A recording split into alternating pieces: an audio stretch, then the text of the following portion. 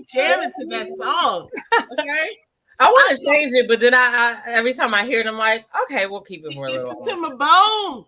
I love it. I love it. Yeah. Welcome. Welcome back, everyone. We're here. I'm DJ, and I'm your unicorn. Hello, everyone. All right, so what we're going to talk about today is a lot. Like, we have so many topics, but we probably won't get to them all or whatever. But you guys see the title. We're definitely going to talk about the Supreme Court, and we're going to stick some reality TV in there.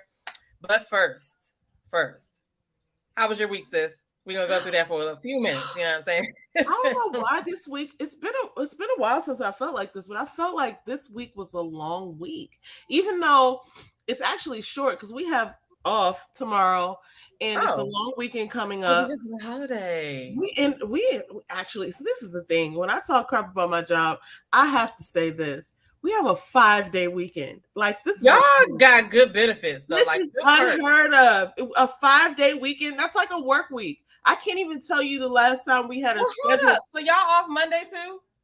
Yes, because why come to work on Monday when we're off on Tuesday? I'm trying to figure it out. I feel like I only get Tuesday off. Hey, Malcolm, you know what?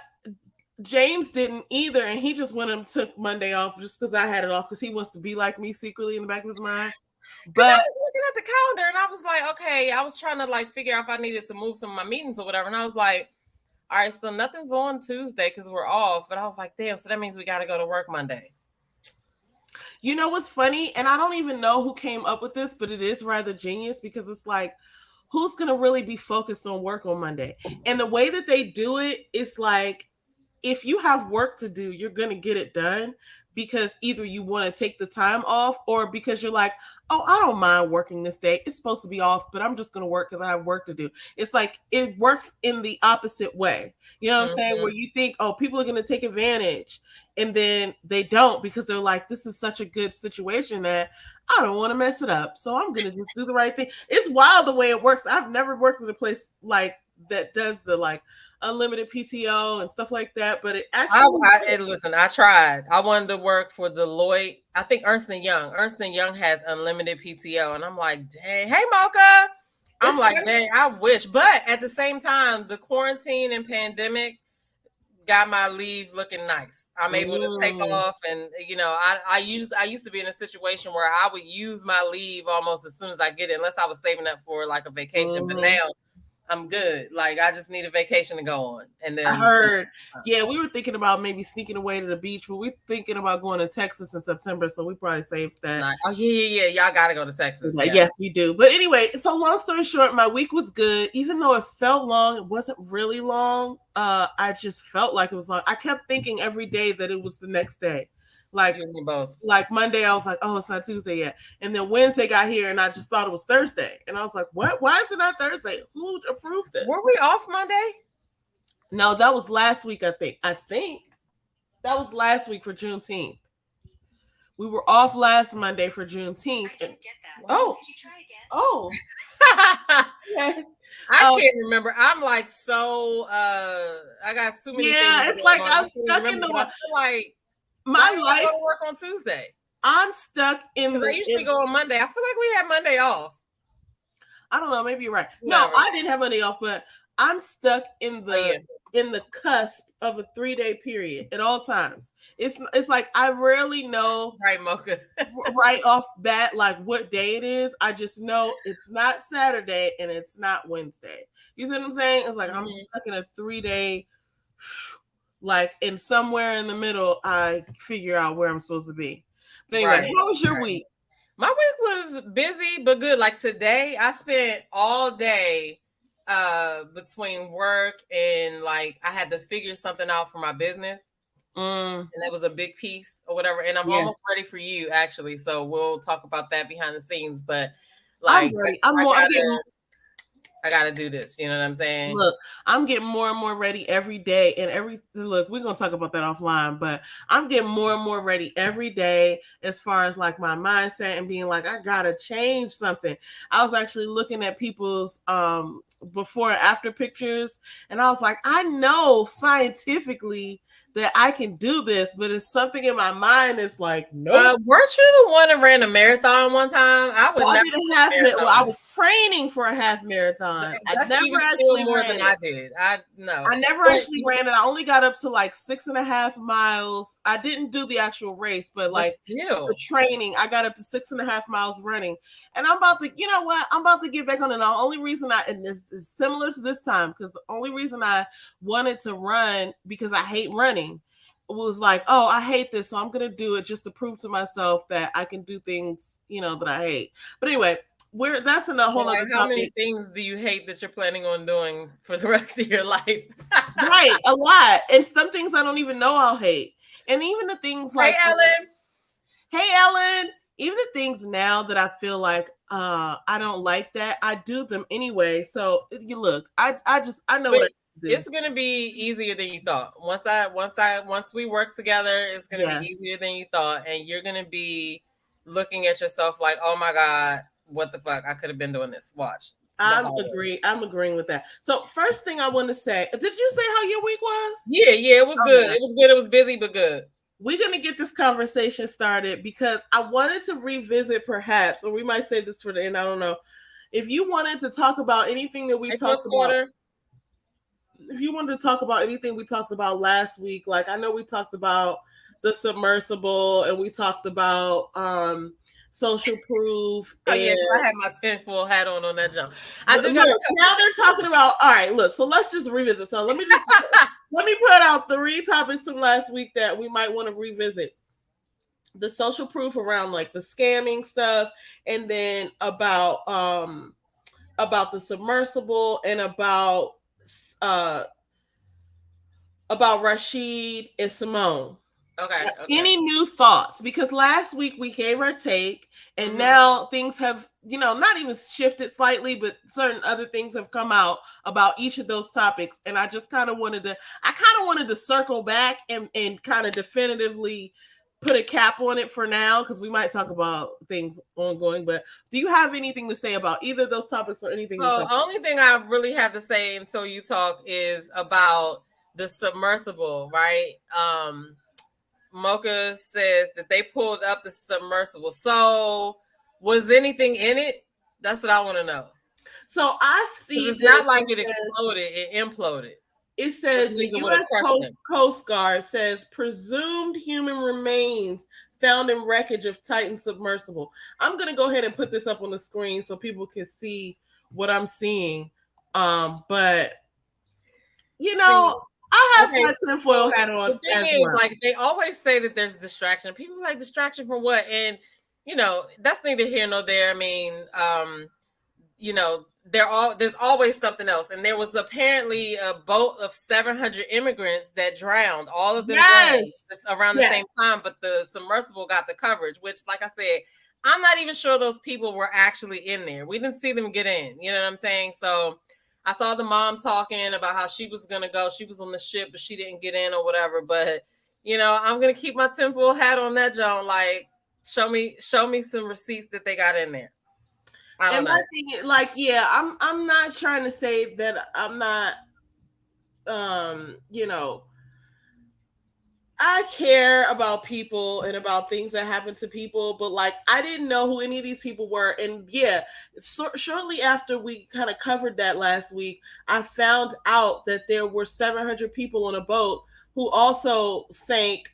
And I was just thinking to myself, like, they were trying to like get away. I'm trying to look for the submersible. But so I saw a dude do a TikTok, and he was basically like, the people who are making the jokes about the submersible aren't being like, aren't acting without compassion. He was like, he said all these things about billionaires and all the things that have happened to us in the last 3 years and the things that they go out and spend money on, and they, and so it's like, we're not being, mean or anything like that, but it's like, come on, like, there's so many things that need to be done in this world that your money can help. Nobody's telling you what to do, but are we supposed to be like feeling some type of way about that? You know what I'm saying? So I'm gonna send you the TikTok because dude had a bunch of points.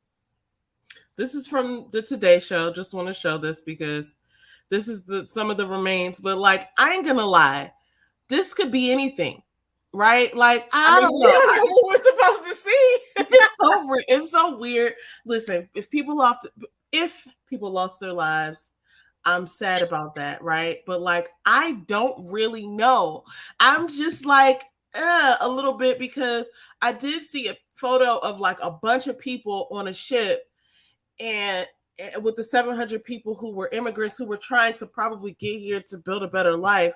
And then you have these, handful of people who decided that they were so curious about what's underwater that they didn't check receipts on how they were going to get back. And I don't know. I'm not judging anybody. Documentary on that submersible though. I think the Plainest Jane. Shout out to the Plainest Jane. She did. I think it was members only though. But there's some documentary about it or whatever. But there's a YouTuber that went on it, and it didn't look like a fun trip. I mean, he was cool about it, but it didn't look like ooh woohoo or whatever.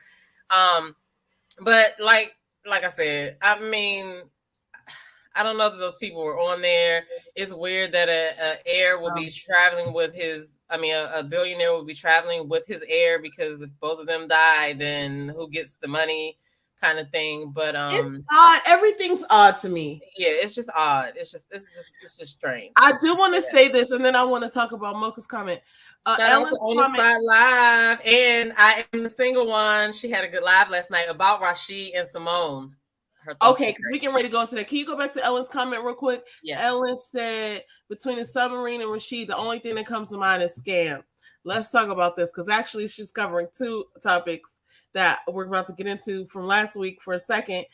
I don't know. So now I watched a little bit of Little Black Book and I watched a couple of things and I'm like, I don't think they scammed, but I'm not sure because I watched his like most recent live that he did like the night of the BET Awards. Mm-hmm. And he was like, they were on a break or something like that. And I'm like, I get it though, because whenever okay, full transparency, when in the past, when I would break up with people and I knew it was over, I would be like, let's take some time, right, to think about our next steps.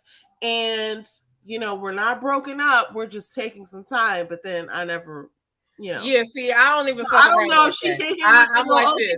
If you break up with me or whatever, I'm done. You know what I'm saying? But yeah, and I don't typically look back. But the thing is, right? I think Rashid rushed to the internet. I don't think they're scamming. Only because I just don't think Simone would do that. I mean, but if Rashid ran to the internet, and I feel like he was premature with it. She did not. She only came out because she had to answer all these questions that were formed after he ran to the internet. And I still think he only did it because he didn't know what she was going to do. But, now they're in it. But think about it realistically. Like you just said, right? You have a conversation. Sometimes people break up and then they get back together, but he didn't give it time to do that. So now everybody's scrutinizing that, which I really feel like, whether you have good advice or not, if they have to go through their own process. Like, you can't tell them what to do. Like, I want them both to make the best decision for themselves. Of course, he's saying he's trying to get his woman back, but Simone didn't make that decision lightly. What do you call it? Like superficially. It wasn't a superficial. Yeah. She worked with him. I am the single one pointing this out. She worked with him on that for 2 years, and then I had to come up with this. So it's like, bruh, I'm gonna have to take some time to think about this, and they could get back together. But that's why I say I think it was premature for him to run to the thing. But I don't think that they're scamming. I think that he did it out of, like you said, like a little bit of fear of like, let me be the first to the punch.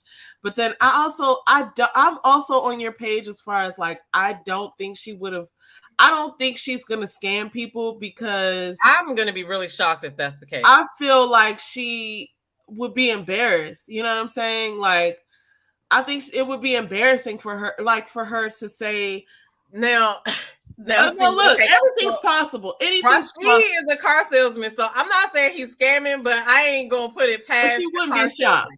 But I'm not. If it is, then she don't know nothing about the scam, right? And I'm not saying Rashid is scamming, but I just don't see them doing that. Yeah, But you I know, agree. I agree it's that I don't see her 2023. Anything can happen. You know what I'm saying? Mocha Mima said, in relation to the submersible, that they were immigrants going from Libya to Italy, not coming to USA. Okay. Got it. Yeah. Much love to my favorite sisters, mods and chat.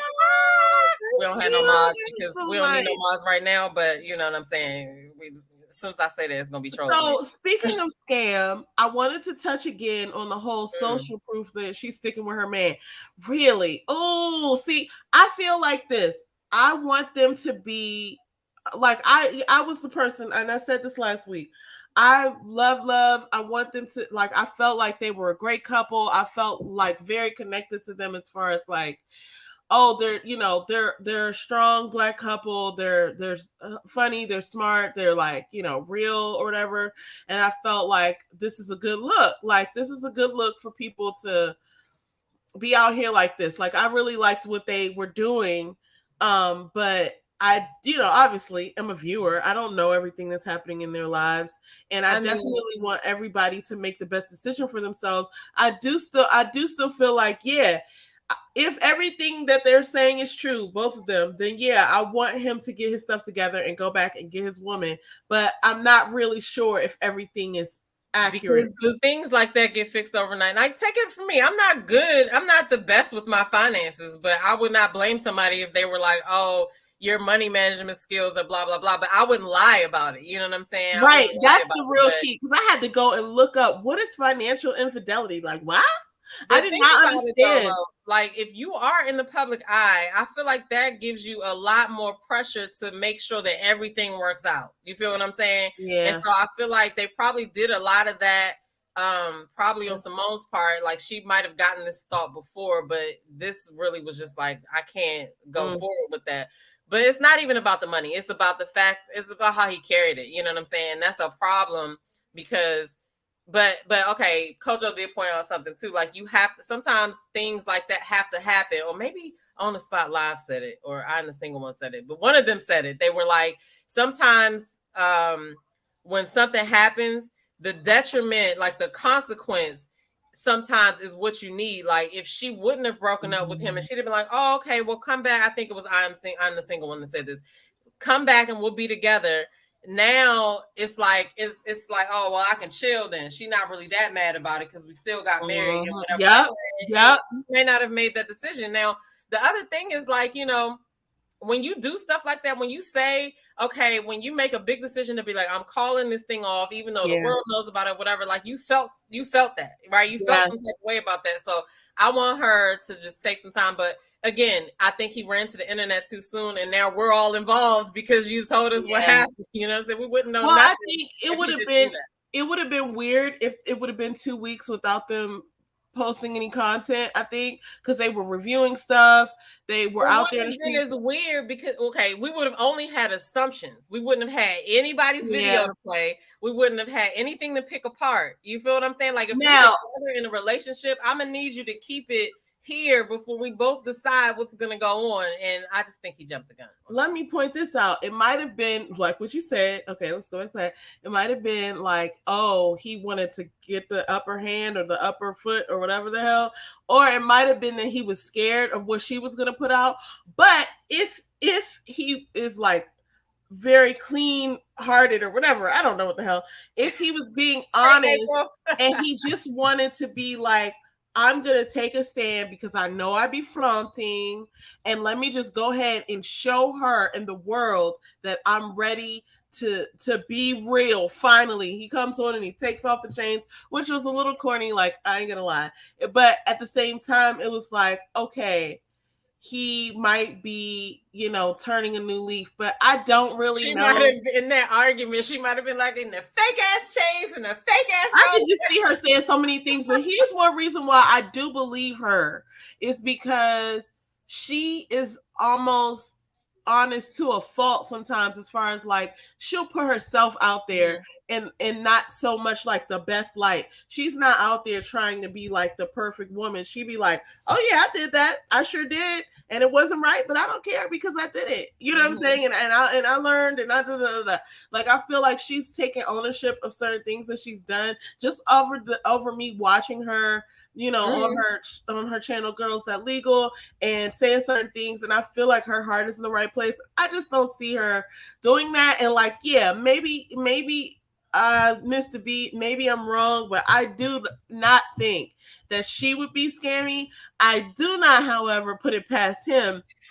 He is pretty calculated, and he's saying that he's a liar. So and he's already done this before, and his first wife left him for a very similar reason.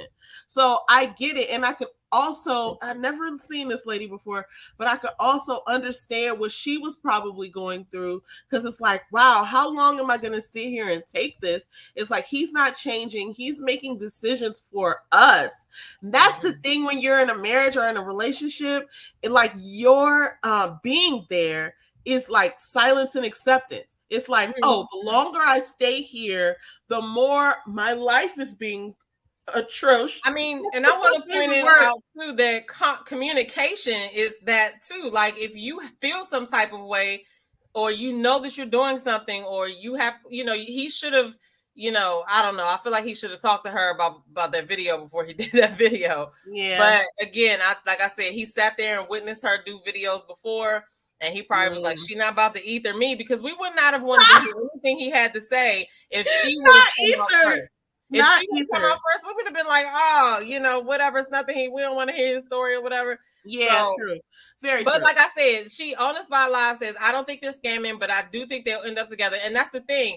I feel like he came to the internet prematurely because they could get back together. You know what I mean? Well, they could, but she's not, especially now, gonna go for any bullshit, because now it's like all eyes are on them. Everything's on the line now. Like, you called off the wedding, and if you get back with this dude, you better be sure. You know what I'm saying? Like, I feel like he kind of made it hard for himself, but it's a blessing in disguise, because I do think that, like, he is going to be able to help people, even though he's not going to help us, right? Like, we're not going to, you know, benefit from that or whatever, but there are people who probably are relating to him that are behind him, like, meaning they still in the situation where they lying and manipulating, and seeing him do that will help those people. So I am supporting what he's doing. And, you know, it's something to be said when you say something on the internet. Now you have a higher level of accountability because everybody looking. You know what I'm saying? Everybody looking. So good luck to them. I ain't going to go to it. We are going to read some of these comments. I hear you, Ellen. I don't think the scam is on her. I'm not trusting him. 1 ticket for that show. I'm on your page with that.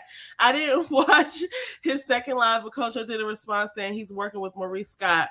Woo, Chile. Yeah, did you watch that video? Who is Maurice Scott? Scott is from Love and Marriage Huntsville. He is one of the I know who that is. He's the one that's Kimmy's husband, I believe. And so at first I thought he said Marceau, and I was like, oh Lord. But at the same time, you know, this opportunity gives them a chance to network together and all of that. And I mean, let's be real. He needs some money. So you know, it's gonna be a good helping him with his finances. He has all the opportunities to go and make said money, and you know, he can figure it out. But I don't know if, you know, if it's going to work out with them. I first last week, and I guess that's one thing I will correct. Last week I was all in the mood of like, oh, cherish the love. They both want the best. Now I'm kind of looking at it with the side eye, like, I don't know, maybe old girl called it right, and maybe she should just like chill and not go back. Because it's like, look, this is if it was a red flag, then it's gonna stay a red flag. Red flags don't turn colors. They're still fucking red flags, regardless of whether years pass or weeks pass. And so that's the thing that I have to keep in mind, because if he's capable of doing that, you know what I'm saying, then he's still capable of doing that, even if he changes. So that's unfortunate, but it's real. So anyway, and like On the Spot Live says, women have more power before the marriage. Once you're in it, there's low incentive to change, and that I agree with that, because like the consequence of losing her will probably put more fire under him, especially since this is not the first time, by his words, that he's lost a good woman. You know what I'm saying? Yes, yes, for the same damn reason. Tyron, shout out to Tyron, y'all. That's my cousin. That's my cousin. Oh, that's her cousin too. for the same damn reason, no less. It's like you That's what already I'm made saying. this mistake and now you're further along. And she kept saying, at our big age. And there's something to be said for that, because it's like if you're still learning the same lessons or you haven't learned from what you have been through, then like it's probably, you know what I'm saying? Like they say, I think Oprah said this: first you get a whisper, then you get a knock, then you get a brick. And look, now you're just going forward and forward and forward. And in his even confessional or whatever he did, it was like, you know, he was telling his own story, and as manipulative as he even revealed that he was, it was like that might have even gone over his head. Like, you've gone through the same thing, and now here you are on a larger platform going through the same shit again, and now we're all watching you. So if you do this again, it's like, what are you doing? Which is my point about people have to move within their own understanding. So somebody could say something to you and it make total sense, but if you're not in full understanding with it, then you're going to make the same mistake again. But I feel like this was different for him because the whole world is now watching, because like I said, I feel like they had that conversation and he was like, oh God, he probably had all her videos playing in the back of his head, how she did the background checks on everybody else and how she did with Jeffrey and Derek Jackson. That video she did was like recent, you know what I'm saying? And she was like all up in that. Yeah. So I'm pretty sure he had in his mind, let me get in front of this, because like I said, nobody would have wanted to hear anything he had to say if we would have heard her talk first. You know what I mean? That's very true, because we would have just been all looking with the side eye. I think he didn't want to lose her. April says, I think he didn't want to lose her and wanted to prove it by putting himself on Bless the World. So that was my first take. And I was feeling very like, oh, look at him trying. But then I realized that, oh, this could be a part of the Matrix. And I think he also did those videos to her more so than the world. He probably, you know, was like, she's going to see this and not, you know, I feel like they were a little manipulative toward her as well. You know what I'm saying? Now because there's a little something else. She was like, oh, the man comes and cuts my grass. And I'm like, okay. You know what I'm saying? There's a little bit of dumb right in the back of my brain that really wants to believe that it's real. It's like whatever that shit is that makes Krishan Rock still keep going back to Blueface. It's a little bit of that. It's a little chunk right here in favor of their relationship. That type of dumb. It's a little bit, just a little bit. Okay. Smoke and Mima said he didn't want that smoke. No, he did not listen. No. We all seen how Simone is. Okay, she don't play. Look, I wouldn't want that smoke either, for sure. But I don't think it was coming from the scamming Scots. Oh my gosh, that's wild. That's wild. Okay, so if y'all don't watch, okay, this is her second channel. On the Spot Live, she shows properties and she tells you how to buy a house. She gives you good tips on how to fix your credit and things like that. But she also has another channel called I Am the Single One, which is, I think last night she was saying it's a femininity sphere, right? Because she is not looking to get into a relationship. And she was talking about how women have more power before they get married, because like she said, there's little incentive to change after that if there's anything that needs to like be up to par or whatever. But definitely check out her channel, I Am the Single One, because she talks about a lot of different things that some of them I didn't even think about. You know what I mean? But that's a great point. We do have power. Assets, ladies. I feel like, yeah, there's so much I could say about that. I agree though. Long story short. Okay, April, up with his part of the money, most likely when he wins the tractor trailer lawsuit, the wedding will be back on. Well, hopefully he will have learned some other lessons about how important, you know, transparency is in a relationship. It's like so many things that probably went through her mind before she decided not to go with it, because I think I made a comment last week. I may have made it off camera because I was not proud of this, but I thought to myself, like, if it were me, would I call a whole wedding off, or would I be like, oh, we got to fix this, but you're not about to make me look stupid. We're going to go ahead and we're going to fix. I think, you know, I'm not going to lie. Why would you do that, right? Because I have not been in that situation before. But would you be thinking about what other people are going to think and say? Like, you're not about to make me look stupid, or would you be focused on the fact that this is a real problem? I'm just being really transparent right now. I have not gone through that, but I think in that position because she was like, oh, he wanted to elope. And then she was like, okay, fine.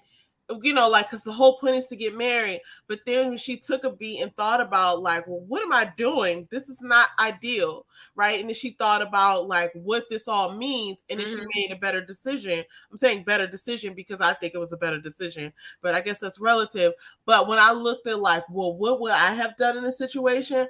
I'm not sure I would have made the same decision or the right decision. I'm being honest, just because it's like, now I've never been with, a Rashid, but I will say that I do think that he's like a good dude.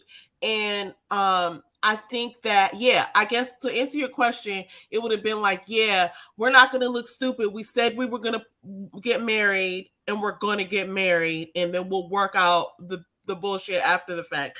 But I think let me just say this too, though. I think she made a great decision because I'm not sure that I would have made the same decision, but for the wrong reasons. Because if you did that, you're not fixing the problem. No. The problem's going to resurface later. Yeah. And then what if it resurfaced later to the point where now you got to pay him or help him pay some stuff because now you're one. Now that's right there. Stupid. You know what I'm saying? Now that's what's wrong right there because she even said that. And I think her interview with Kamisha where she was like, this is how women get in trouble because now when we're married, now his debt is my debt. Now we both in debt. And that's like, and he didn't learn no lesson and he gonna continue to do whatever he needs to do. And so I also felt like, as women of a certain age, your biological clock is ticking. If you want to have children, you can't be out here fucking around. Okay. It's for the streets. Like, this is like, I got to make a clean decision so I can make a better choice. And I get it. I completely get it. I support her decision. I think I may have been a little bamboozled by that first live that he did. Well, when I came home I was at your house that night, and I came home and I saw it. My TV wasn't on the volume, and I was looking at his face, and I was like, "What? What's wrong with Rashid?" And I was like, "Where the fuck is Simone?" And then I was like, "Oh hell no!" When I listened to it. But April, what is the tractor trailer lawsuit? I fucking missed that part. Well, apparently he has. Oh, she's gonna say, but I think he has a lawsuit. Like he has some money coming to him, basically. She told him to make the video. Oh, look at that next comment. She told him to make the video. Okay. Interesting. All right, listen, we're gonna move on to the next topic because that makes me think. I do want to touch on quickly the whole social proof thing because this is gonna come back into what we're gonna talk about at the end of the show.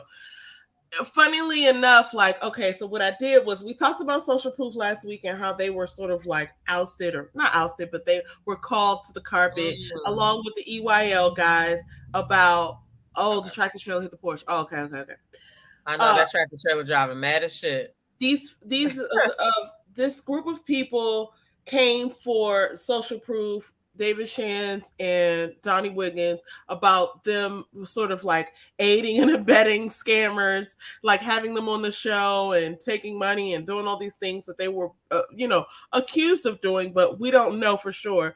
But this is going to come back into play later in the show. I do want to give some additional thoughts on that. It's so funny. I appreciate people who, and not to say America is perfect, but like this is kind of like what the purpose was of having like the way that our government was set up to have checks and balances, like one entity cannot control everything. And so I appreciate when people have separate viewpoints or opposing viewpoints, because it's like, let's just put it all out there and discuss. And so I appreciate that. And I'm not saying anything bad about anybody, but I definitely want to say this, something about the social proof and what they've done, as far as like inspiration and information given to the community, I can't knock it. So if they made some mistakes along the way, so be it. I definitely still rock with them, and I think they're still going to be better and grow because that's all I've seen them do since I've watched them. Now, if they have put other people on that were not so honest, like, I mean, you gotta, you're going to get dirty in the game. Like whatever game you're playing, whatever industry you're in, it's not all sugar, sticks, and rainbows. But I definitely stand stand by the social proof, and I definitely say that I appreciate the work that they've done. And that's gonna come on. That's kind of gonna come in at the end of the conversation, not necessarily about them, but at one of our last topics is gonna touch on like what you're putting out there as far as content creation. And I definitely just have to. I wanted to come back and say that because I don't know that I made that definitive statement, but that's kind of what I think. It's like, sure, everybody, I appreciate everybody. The people who came out against them, I followed them too because I'm like, yeah, why not? He has good content, but the social proof, and they even said it. The JT even said it. They didn't do anything wrong. And if you're interviewing people, you're bound to come across a scammer or 2 or 3. So they have no way of knowing that. And Tony the Closer put out Instagram with his top 10 scammers this week, or yesterday, maybe he did it. They weren't on there because they're not scammers. You know what I'm saying? Right. But not that he's the end all be all of it, but I'm just saying, like, I didn't take this, accuser, right? I didn't take this as a ding, though. I think they were accusing them for rubbing elbows with the other people, and then Donnie, it wasn't even her fight, and she got into it, and then now you got it back and forth. So yeah, I'm gonna say whatever I have to say to you, not me, but that's how it kind of goes or whatever. But yeah, so everybody knows I love the Social Proof podcast. They hosted media interviews at the BET Awards this weekend. And I'm waiting to see some of those like little clips or whatever, because I know it was fire. But yeah, shout out to them. Shout out to them. So that was our recap of last week's. We just wanted to come back and talk about a couple of things. Now we're going to move on to this week's topics. We're going to do kind of like a quick fire just because we've spent so much time on that. I can't even believe we spent 36 minutes talking about that. Oh, wait, let's read this comment. If he would have had his portion of the wedding, I don't think it ever would have been called off. Truth. You speak truth to power now. Well, see, that's where I disagree. Now, I knew she already knew about his prior finances. I agree. All right, we're going to go toe to toe. But I think the thing, I don't think it was actually about the money, because I feel like they could have gotten that money, right? I think it was about the fact that he was doing all of those other things to go deeper in debt without telling her behind her back. That's what I think it was about. So yes and no, sure. I think you're right, and I think April is right too. But here's my take on what April is saying. If he had his portion of the wedding, none of that stuff would have come. He wouldn't have had. He wouldn't have had. It's like, okay, we have an agreement. You met the agreement. Let's move along. Right, because he wouldn't have had to come on the internet. He would have just came with his money. But that's my point. Like, so I get what you're saying. It wouldn't have been called off because he wouldn't have had to tell the truth. This is going to sound harsh, April, but I'm going to go ahead and let it happen, okay, everyone? April Lord. is saying this, and I agree. If he would have had his portion of the money, he would have been able to keep shit together, but he completely fell off the mark. You ever try to, like, something goes wrong and you try to hide it and it's cool because it works? Like, this happens to me all the time at work. It's like, I don't try to hide stuff, but it's just like, oh my God, this went wrong. Let's just move along. Let's just not cover it up, but like, let's just move on and try to do this as a workaround or whatever. And it's like, typically everything works out anyway because you've prepared so much in other areas that, oh, it doesn't matter that this wasn't working. We have another chord, or we, like whatever it is, right? But like, if I'm being honest, his shit fell so completely off because he had no control over what was happening. So he couldn't comb it over and say, oh, well, here's my 10 G's or whatever she said they had. Like, because he didn't have the money. He did. Well, he not only did he not have the money, but he obviously couldn't even scrape it together. Like, that's I don't the same know. thing. That's pretty, oh yeah, but it's pretty important. Like, your wedding, like, we had to come up with that kind of money for our wedding. We don't just have the money sitting around. Like, you have to really, this is what I'm trying to say, and I hate to say it like this, but you really have to significantly fuck up for you to miss a big mark like that. Like, this is what you're supposed to do. Everything you're doing is going towards this goal, the shared goal that you have. And there's a plan. And as long as you keep on the plan, on the plots, and on the steps, you got it. But he fell so far off the plan that because when you're not being completely transparent about what you're having to pay, right? If you have bills that's in somebody else's name and you have to pay it, you can't hold on to that money. You have to get rid of it. So it's like sometimes you have bills to pay that you can't not pay.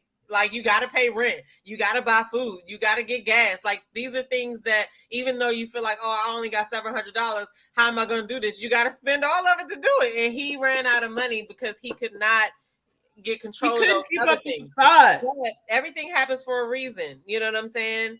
If he, you know, I'm not trying to shit on him either, but he couldn't. No, absolutely not. Everything happens for a reason. This is something good for him and good for her, because he needed to get that together so that he can live comfortably. Because I have to imagine that he's very stressed about the money situation. For sure. And whenever you have something like that going on, it is a relief for you to finally come clean. Like, oh, there, I said it. And you realize that people will help you, and you don't realize that when you're in the struggle, you just think, oh, I got to try to go through this and do this and do that and do this.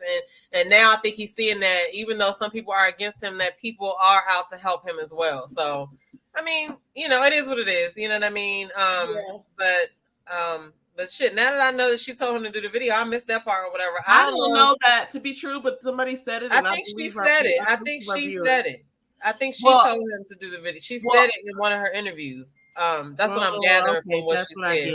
All right, listen, I hope this doesn't sound insensitive, but I'm gonna move along because the next thing that I say, I hope it doesn't sound insensitive. But you know, in white people news, listen, everybody. Madonna is on tour. She postponed her tour because she has a serious bacterial infection. I really don't know what's going on with Madonna's face. And that's why I'm concerned. I don't know what a serious bacterial infection is. I appreciate Madonna and her works and what she's done for pop culture. I, respect, but I think there's more going on there than a bacterial infection. And I don't know what serious bacterial infection means. Like, do we have what is going on? I don't know. But I mean, a serious bacterial infection could come from anything. If you got something. I mean, it could be anything. Like, you could have had surgery and some shit got infected. You could have fucking had I don't know. Like, anyway, listen, this isn't even important to, like, I'm going to say, like, this is all messed up or whatever. Like, I feel for her and I want her to be well, but this doesn't have anything to do with my people. So just, if you didn't know, that was the whole reason for me to bring that up. Okay. And this is what I'm saying. I might be a little insensitive. I don't want anything bad to happen to her. And I love someone. There's someone in my life who loves her to pieces, like she was Beyonce or something. So why are we talking about her then? I mean, this is just our white people news segment. Okay. I didn't know we had one of those, but in other white people news, Ryan Seacrest is going to take over for the Wheel of Fortune after Pat Sajak leaves. Blah, blah, blah. I don't even know why I felt the need. I feel like me either. And you cut off the black news that we were talking about to talk about this bullshit. Now, this is the person. Okay, I'll take that. I'll take that right on the chin. But this person is a little blacker than the rest of them. This is Pink. Somebody threw their mom's ashes on the stage while she was performing, and she stopped singing to be like, "Is this your mom?" And she was like, "I don't know how I feel about that," and I wouldn't know how to feel about that either. And so I just wanted to bring it up anyway. All right, segueing in, because honestly, I'm sorry that I wasted everybody's time on that. Let's get here for the real topics of the evening. Well, read Mocha's comment first. Okay. Ryan has too many jobs. Give a black person one of those jobs. Now, I will say this about Ryan Seacrest, because I do have mad respect for Ryan Seacrest. Ryan Seacrest is like the black Steve Harvey. I mean, sorry, the white Steve Harvey. Is he? Kind of. Like, he has color jobs on that. I just remember when he took American Idol, he was working alongside another guy who, I don't know what happened to that guy, but he quit American Idol like season 2, and Ryan just went on and soared. We didn't know who Ryan Seacrest was before that first episode or first season of American Idol back in, I want to say, like 2002, 2003. Mm-hmm. And Ryan Seacrest has just taken the ball and run with it. I'm not mad at Ryan Seacrest. He be working. He be out here in these streets, okay? He be having jobs. He be showing up to said jobs. He be having stuff to say. Mad love to Ryan Seacrest. But, who really cares? I mean, here's why I do care. Because there's other people who might benefit from having that job. Like, why do you give Ryan Seacrest another job when he's like a thriving in society white man with all, you know what I'm saying? Like, with his hair and his privilege. It's like, come on, he's okay, everybody. Let's give somebody else a chance. I guess that's really why I even cared about the story, because I was like, oh, this successful white man has another job. Okay. Like, is there not some like working hard as shit comedian that's like Latino? I mean, there are better options. Like, there's so many people out here, and I'm not saying, and this kind of is segueing into this topic, but like, there's so many people out here who are working very hard, who want opportunities, and they're deserving of them. But it's like, to slight people who are up and coming or who have put in work, to give him another platform. It's like, this is the epitome of this is very non-DEI is what I'm trying to say. And I feel like the people who make these decisions is like, Ryan Seacrest would be a great choice. It's just like, do you only have 3 things in your head, 3 people who would make the cut? Like, you need to broaden your horizons. And I feel like this is where you say Wheel of Fortune. It's it's Wheel of Fortune. Sorry, let me go back to that. We don't need that. Yeah, I mean, first of all, we don't know what who even inquired about it or whether they tapped somebody, but I don't watch Wheel of Fortune like that. I don't watch Wheel of Fortune either, but it's just the idea that like it's another job given to some famous white man who doesn't need another job. Meanwhile, there's millions of people out here who are talented, who do need a job. Well, I do get that, but do we know if any Black people were inquiring about it? Because if none of us were inquiring about it, then of course they were. And it's like, look, I'm not even pro. I'm not even saying it should have been a Black person. I'm just saying. Well, tell us who the list of people were. Who did they pick? Oh, no. I'm saying that there's hella people out here who are talented, who would have loved that job. I'm certain. So that's what I'm asking. Who was in the running with him that wanted it? Is somebody speaking out saying that? No, I don't have a job for me. So yeah, let's not make that up though, because no, it's not making it up. I just know that there's hella people out there who are working to get jobs like that. So you know what I'm asking? Who was the people in the running with him that they picked him over? Oh, okay. So I don't have an answer for that. I'm just saying. I'm telling you that. I'm just saying. Sometimes we assume that they picked that person. I don't think it's an assumption. I know that there's hella people in the industry who are up and coming comedians who have opportunities that to have comedy shows, and all the people who are subbing them for the Daily Show who are hungry and are like, I do good work and I make skits and I do this and I do that. And for someone to give Ryan Seacrest another job that he didn't need, you see what I'm saying? I'm not saying that.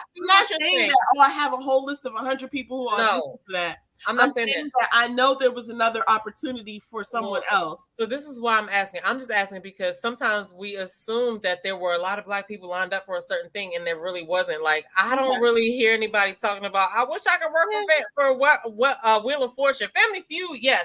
So all I'm saying is, I don't want us to send the impression that we're saying that, we can't make it like, oh, they're picking white people, whatever. If we don't really know if anybody was actually applying for it, because I mean, the Wheel of Fortune, man. I mean, I watched the Wheel of Fortune. I get what you're saying. Fair is fair. I get what you're saying. I do not have a list of people.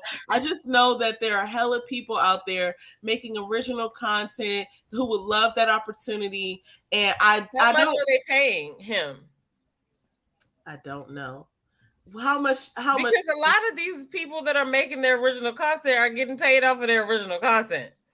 You feel what I'm saying? Like I'm pretty sure, okay, you get somebody from the 85 South show. I'm pretty sure they didn't want to be on the Wheel of Fortune, but they're probably making more money doing what they're doing. Now, of course, they probably paid Ryan Seacrest whatever he asked, but that doesn't mean that we would have gotten that money. So I'm just saying, yeah, I get what you're saying, but he will get paid $28 million for each season of Wheel of Fortune. Is what Google says.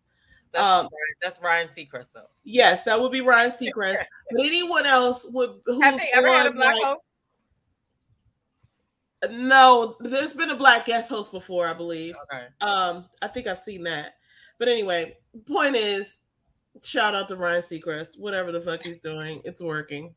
Shout out to everybody who's getting what they want off of their privilege or whatever connections. And then no hate, no shade, but hate and shade. Okay. So Mocha anyway, said she applied, but they discriminated because she's black. hello. See, Mocha wanted that job. Mocha, that was your job. Thank you for stepping up and showing us. Anyway, I'm now something else has come up on the screen, but what I was trying to share is the Supreme Court's decision to strike down college affirmative action programs. Now, let me say this because this is so relevant to what we were just talking about. I vote for Mocha too. Mocha for Wheel of Fortune host. That would be bomb, and I would start watching again because I used to watch. I mean, that would make me watch, but like, think about it. If they were like, I don't know why this name just popped up in my head, but if they were like, I don't even want to say his name because I don't really. He be saying some crazy stuff. If they were saying, I didn't need to know who you was gonna say now. Corey Holcomb, who was you about to say? That's exactly. No. They were not even considering that. That's horrible. I would watch though. I would not give him the job, everybody. I definitely would watch. Who knows what he would say on my grandmother's TV? Like, here's the thing. I feel like, no, he does not deserve the job. But I feel like there's other people like Mike Epps or like, people who who put in their dues and they're not really doing anything. Like, okay. I always gotta play devil's advocate. Like, if Mike Epps was hosting Wheel of Fortune, would you not watch? I would. I would, but let me ask you this: what do you think the demographics for are for on Wheel of Fortune?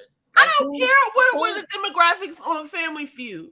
No, but the reason why I'm saying that, I mean, they were probably more towards more black people watching that than Wheel of Fortune, I would think. I don't know. I'm just throwing that out there, but I mean, yeah, if it was a black host, I would probably know what? And I'll double down on this. It's not about black people watching. It's about black people getting opportunities.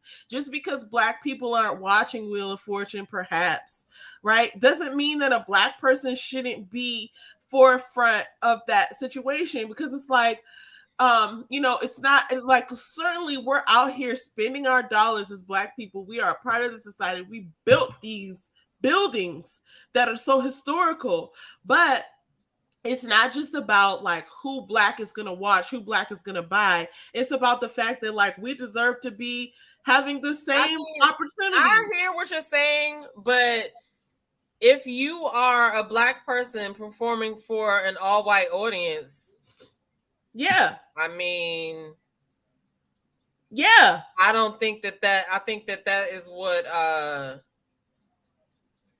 I don't know. I'm gonna stop there, but I don't know that anybody wants to do that. But I feel you. I'm on the other side of that, but I hear what you're saying. Up. So, okay.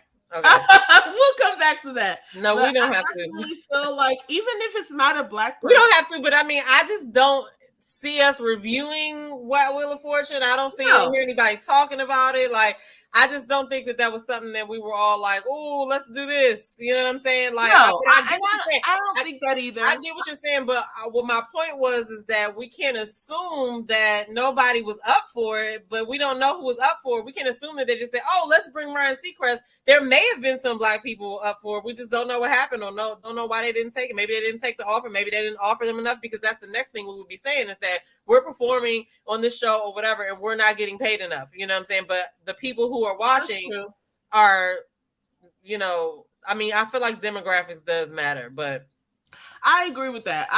We can agree to disagree on some things, but I do agree with that.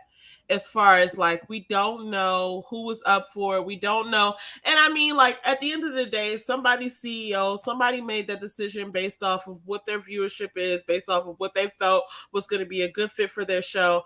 I think just the optics for me are that Ryan Seacrest does not need another job when somebody else could have gotten that job. Even if it were another white person, I feel like that would have just been a better look, because it's like, come on, man. He's doing a lot here, and like, let somebody else step up and have some opportunity too. Even if it was another white person, it's just like, look, man, look, we see you. Hi, This is a fact.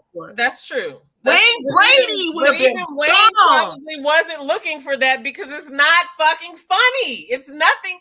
It's nothing. It's not fun. Like, yeah, that's what I'm saying. Like, we're not even checking for that. You know what I'm saying? But anyway, look. Pat Sajak used to be the weatherman for NBC in Burbank, California. His dad was the news coordinator. Okay. Listen, I'm not mad at Pat Sajak. I think he did a great job for these 93 years that he was on Wheel of Fortune. Oh my God. That was so wrong for me to say that. But Pat Sajak's old bull tags. Oh yeah, I ain't gonna talk about him. Oh my God. I don't want to say anything bad about Pat Sajak because he seems like a nice man, but like he doesn't seem like, I don't know. He's been through. I don't know. I don't know how much he's been through, but he seems like his hands are soft. And I'm glad for him that he's finally going to retire. Anyway, let's get into the Supreme Court situation because I have a lot to say, and I think you might have a lot to say as well. Now, the Supreme Court, with their hating asses, and it wasn't even a unanimous vote, but they have struck down the affirmative action programs that were developed in the 60s. I did a little bit of research on this. It's like, with our whole civil rights movement in the 50s and 60s and beyond, to be honest, but like it was really heightened, when Martin Luther King was out here in these streets. Things were happening where people were finally getting seats at the table. There's affirmative action. There's like, you should have some colored people at your college. You should have some colored people in your jobs. Like, there's no reason why you should just be picking all white people to do things, which is ironically the same thing we were just saying in the last segment. But today, the Supreme Court has struck down the affirmative action programs that were in place for almost 50 years. Maybe more. Oh, that's more. Okay, sorry, my math is bad. But now they've struck down these affirmative action programs, and I'm sort of torn between this is good news and this is bad news. It was not a unanimous decision. It was a split decision, and I can almost tell you just from my memory, like who probably voted for this. It's the same people who voted for the Roe versus Wade. Like, listen, they don't want people to have abortions. They don't want people to have control over their bodies. They don't want blacks. They don't want Asians. They don't want anybody commingling. And I have something to say about that. But how do you feel about it? Because I don't want to be like, So I did not get to read about this, so I don't know what is. So it's a split decision. What does that mean? Like, that means the Supreme Court they don't have to come to a unanimous decision. Mm-hmm. It's like some people can decide one way and some people can decide the other way, and that means that whoever has the most votes, that's the way that the Supreme Court's vote. Right. So what does it mean? Okay, so that means that the parameters that were in place, it was a divided ruling. So that means that now the colleges that are white colleges no longer have to have a number of Black and Latino students at their so they did that for all the schools across the board. Well, so it actually applied to two schools, Harvard and University of North Carolina. But now that the ruling has been gotten, because it got pushed up to the Supreme Court, so now this is the precedent. So now all the other schools can go by this ruling because now we don't have to go by affirmative action laws. Now if somebody sues, they can go back and reference this case and say, the Supreme Court ruled on this case, so that means that this will be valid. So the two schools. So do we get to keep our HBCUs all Black then? We sure fucking can. And that was going to be my point, because it's time to stop asking for a seat at the table and just go build our own table. And we have all these HBCUs, more than 100 of them. And I feel like this, no, I don't. That probably will affect some of the funding that they've been getting too, though. What, HBCUs? Mm-hmm. Because, you know, like a lot of them We just have. got a lot of funding. But I feel like some of our celebrities, our Black celebrities, should be the ones that are putting back into those schools, though. Like Puffy did it, and a couple of other people have done it, but I think that they should do that. I mean, everybody, Black celebrities, white celebrities, because this is some, I'm going to say this is some BS, because the idea that this came about, it's like, it's the same thing I felt when Roe versus Wade was being adjusted. It's like you're gonna go back and you're gonna say, oh, well, you had these rights for all this time, but never mind, we're changing. And it's like, who makes you the emperor where you can come and affect our lives? Like, go have several seats. So I feel like this is just a shining of light, a highlight onto the idea that we shouldn't even be asking anybody to go to their school. Like, as and I'm saying this for Black people, on behalf of Black people, because I've been nominated. But this is on behalf of anybody of color, because it affects anybody who's not white, right? So like now, affirmative action laws were covering people of color. It's not just Black people. But like if Harvard or the University of North Carolina doesn't want you at their school, and now by law they don't have to go by those rules that were put in place several decades ago, that just means that, are you gonna fight to have them accept you, or are you just gonna go to another school and support another school? And I mean, I'm all the way on fire right now just thinking about this, because it's like Isaac Hayes the third has fan base, and he's made several statements about Black culture and how people want to be Black, and how people look to Black people's culture for it to be cool, to be relevant, to be hip, to be fun. Like Black people, we just have it all. We're just the coolest. Plus, we're the best at everything. We're the best at sports. We're the I'm best not trying singers. to be racist or whatever, but listen, people are always looking into our culture, into our music, into our fashion, into our verbiage, into our slang, into our walk, into our talk, everything we do. And I'm just like, you know what? If they will not want us at their school, then we should want to be at their school. We should go to our own school. Isn't we should it crazy, our own thing. How back in the day they were fighting to be accepted and on the same level, and now it looks like we're like, leave us alone, we want to go this way. But what I want to know is it only going to stop at schools? Is it going to affect jobs? Is it going to go further than that? I believe it will affect a lot of things. And furthermore, okay, this is why it's very important for us to see this as an opportunity to just invest in ourselves. And one of the things that I've been noticing from some of the studies, like, okay, so now I haven't been doing these studies, but one of the people that I read a lot is Seth Godin, and he was just on this podcast talking about the studies of how Ivy League schools and like these large schools are losing money because after the pandemic happened, all of these people are going back to trades. They're going, especially now that like AI exists and so many things, you got self-checkout and all this. It's like things are shifting. So people aren't finding the same value in an Ivy League degree that you got to pay the rest of your life to support like a loan for. It's just like you can make a living other ways. And so it doesn't really make sense for you to go and spend $500,000 on a degree and then still not be guaranteed a job. So I think things are going to flip in the next few years, up to like the next like 5 years, like 3 to 5 years. And I think we're going to see that there's other ways to make money other than to spend your money on some Ivy League school or some really expensive school, and then not even be able to get an entry level or manager position job. I mean, because a lot of people are making more money. That school back. You know what I'm saying?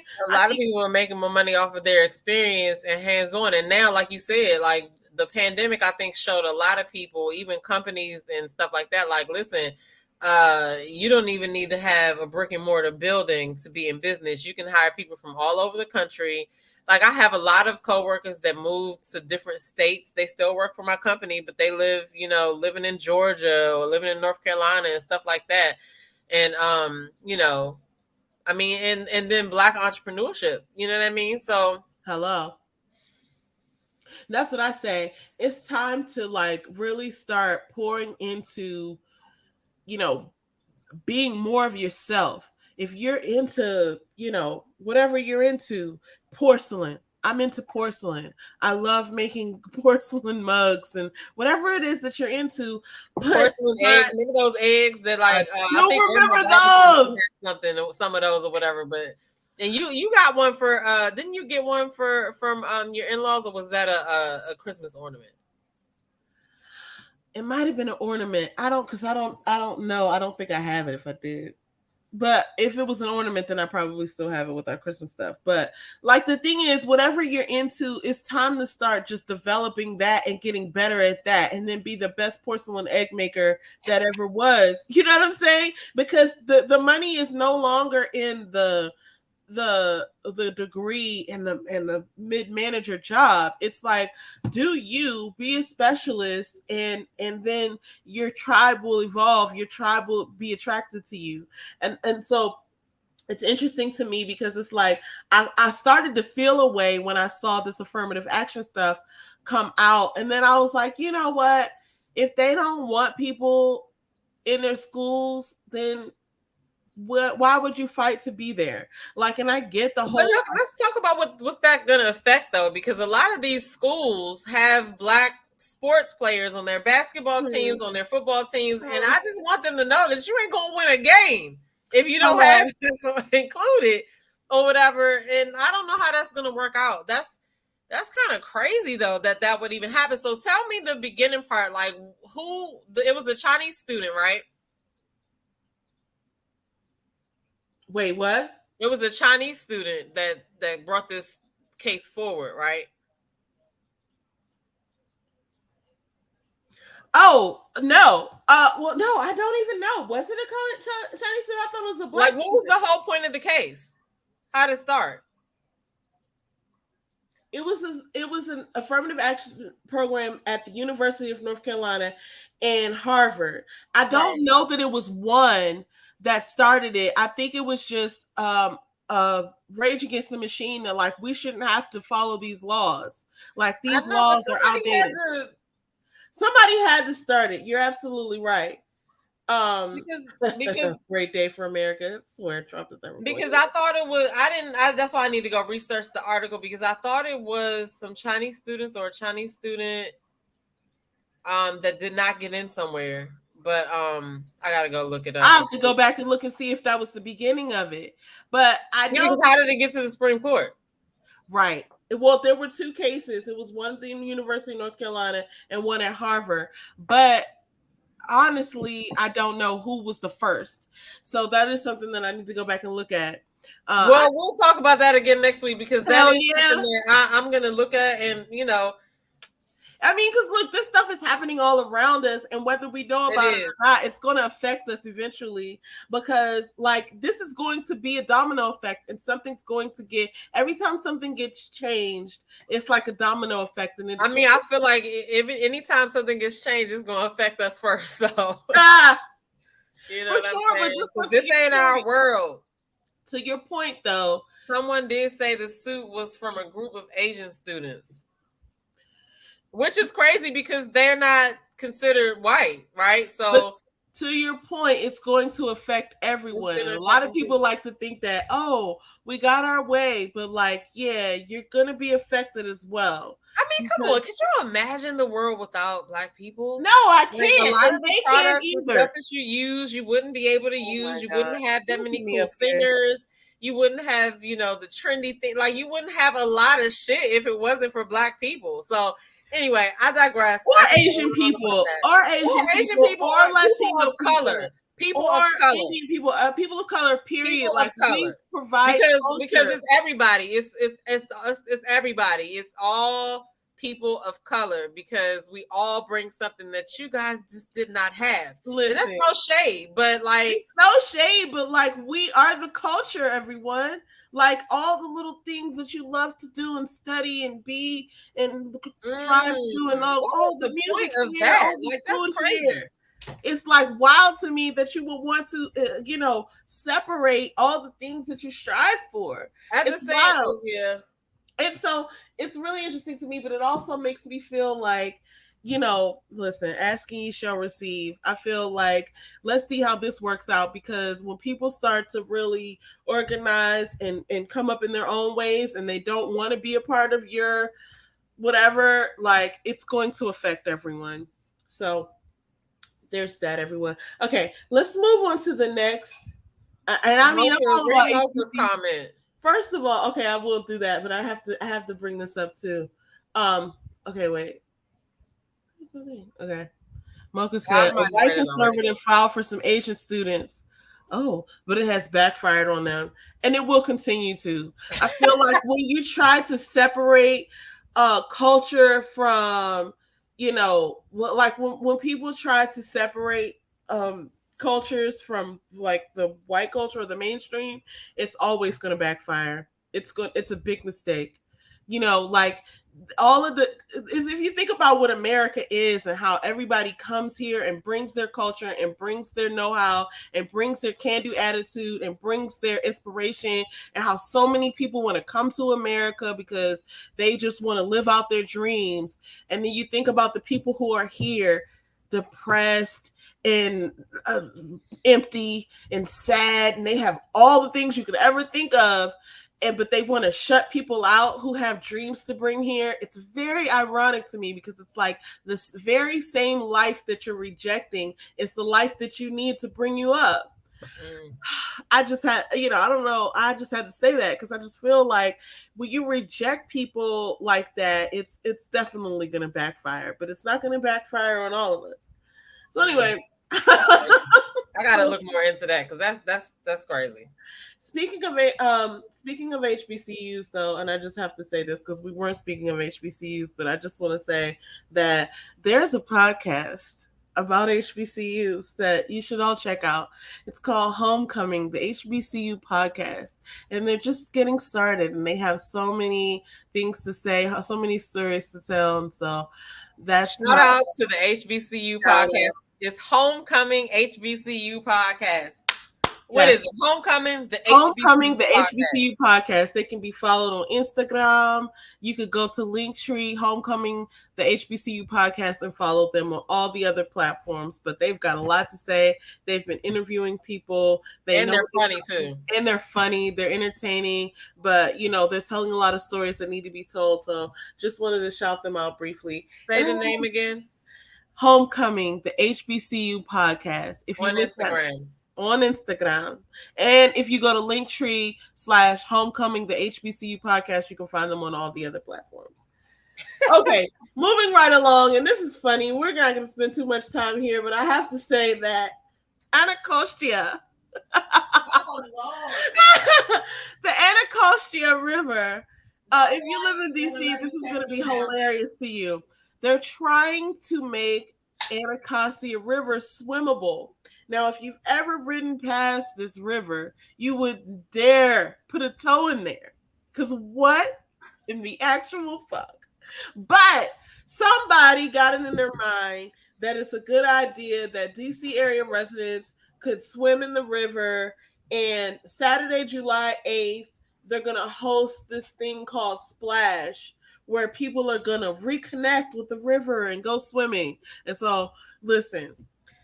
Okay, time out. Gwendolyn says, I was told white people are on the board of directors of HBCUs. Can you check this out? Yeah, we need to look into that. But on the topic of what you're talking about, I'm going to write that down, Gwendolyn. But on the topic, Gwendolyn is absolutely correct. If you look back at the history of HBCUs, the very beginning of so HBCUs were created because we're going back to that now, okay? Because we were not accepted at other universities. In the beginning, the president... But they want to come to HBCUs. Hello? In the beginning, where HBCUs were being established, the presidents and deans of those colleges were actually white people. So that is the history of it. Like there are. Because let's not miss the fact that everybody don't think like that. And there are some white people who are going to be pissed about this as well. For sure. For sure, because now you can't have like it's so funny how people think they're like got them there, and then they don't realize that they're going to be missing out on culture, activity, music, life. Food. We are life. People of color. I'm not just talking about black people. I'm talking Right. about people of color, people who are That's Indian. like a whole like flavor board of food that you're about to just miss out on. You know what I'm saying? People who are Indian, from India, not Native Indian, American, Mexican, Asian, like hello, all of that. all of that. You're missing out on all of that, and it's like, look, and you still gonna be trying to watch BET, trying to catch the dance move for your TikTok, but it's all good. We're not even tripping because you know what I'm saying? Like this is like Isaac Hayes III said, like we create.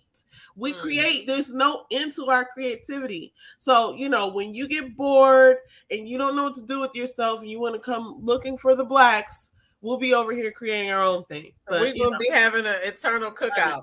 I digress. On the Spot Live says, yes, many were tasked with raising funds for the colleges where there was no state or federal funding. Okay. Yep. Okay. It's so interesting to me because even out of all of our cultures, it's like I don't really ever hear about other people trying to like seclude themselves, like, oh, we just only want these people here. It's like most other cultures are sharing, and they want to show what they've created. They want to show their history. They want to show their legacy. They're proud of what they've created. They're proud of like their parents and their grandparents, and they're proud. And it's like they want to share, and like, but it's only people like who made this decision in the Supreme Court that want to be like stingy, but they ain't got nothing to share. We built all y'all shit. Okay, anyway. Okay, so on to this, right? There was some other moments. There was like a day where people would go down to the Anacostia River because your father actually did this before. When your nephew was little, whatever, and he didn't get in, but like I've seen people in there before. But the river, it's bodies in there, y'all. It's so many things in the Anacostia River that if I see any of my friends down there, I'm clowning you, and I might do a video because what are you doing? It's a staph infection waiting to catch you. Hello, everybody. A bacteria infection waiting to catch you in the Anacostia River. Okay. Why is this a thing? No, absolutely not. Everybody, we just reported on Madonna's infection. Remember that before you go jumping in the Anacostia. And I say Anacostia because I think it's hilarious because it's not a place you really want to be like that. And I see people out there fishing sometimes. I'm like, what are you doing? But no hate, no shade. I think Anacostia is a great place to come with your little your boombox, and you play your cool in the game. Go down there, eat some crabs. Yeah, have fun outside of the river. But I would get in there, and let's just remember, everyone, that Blue Plains. It's not for Blue Plains is a mile away, and Anacostia actually runs into the Potomac. So, and for all those of y'all who don't know what Blue Plains is, what is it? It's the place where they clean the water. It's like the place where when you flush your toilet, everything goes there. I was about to say, we did a field trip there when I was in high school. Was I in high school or middle school? I would never forget because I was like, it smells like shit. And then we had to eat lunch while we were there. And I was thinking, y'all gonna eat this food? I'm hungry? Where are y'all getting this from? They had chicken patties and french fries. I was like, I am not eating that shit. What? And then the thing is, people go to Blue Plains to get like, I guess, fertilizer for their land or something. I don't know. But I would never, you could not pay me to jump in the Anacostia. At all. Well, you might be able to pay me to do it. I don't think so. It depends on the amount of money. I jump in and get out, but I would not. No. That's for money, though. In the pool and swallow the gulp of water. No, but you know what? Like I said, I know for a fact that there's probably some bodies in there. I just would not. I don't know. I mean, if the price is right. This is the type of things. This is so wrong. Listen, these are the types of decisions that are made when there are no Black people around. I definitely wouldn't do it for free. Put it like that. I want people to understand that these decisions are made when there's no Black people around and be like, why would you do that? Right? And this is why you should have Black people at your schools. But anyway, we're gonna move along because shout out to everybody who's brave enough to get into the Anacostia River. It won't be me. I do want to shout out this funny meme from shout out to the DMV Daily who put this up on their Instagram. Swimming in the Anacostia River is gonna be like. Yep. I agree that that's probably exactly what it's gonna be like. I agree too. Like, what the fuck? Why is that an idea? Okay, I'm just going to touch on this briefly just because it happened. I heard about it today. But this is Chrissy Teigen and John Legend's newest baby. He looks just like John Legend. He do. I was about to say that. If you don't know, they had some issues. Like she, I think, miscarried or gave a stillborn or something like that. Birth of stillborn like a year ago. This is their fourth child. His name is Ren. And he is so cute. He just looks so chill. You know what? And I think he can sing. Oh my God. I don't know that for sure, but he's so cute. He is cute. Okay, anyway, shout out to them. And then I guess we have our last topic, which is our main topic. Well, I don't know. I think our main topic might have been one of the others we covered, but one of these things that I saw, and I think you sent this to me, but I thought it was really interesting because this is Charlemagne talking to Natalie Nunn. I'm gonna play it in a second. Yo, that joke was funny as I don't know what to me. Now I don't know how old this clip was, but I felt like it was so relevant. Post? I mean, like, when is the comments from? The comments were only from a few days ago, and I feel like it would have been relevant a few days ago. But he also could have posted like it could have happened a long time ago. I actually did do some research and found out that. There was a couple of things that I saw from him speaking on it, but I couldn't actually pinpoint like when this was from. But it's still relevant. So whether he made these comments today or 10 years ago, it's the same. But she had that energy on that job. Okay, play it.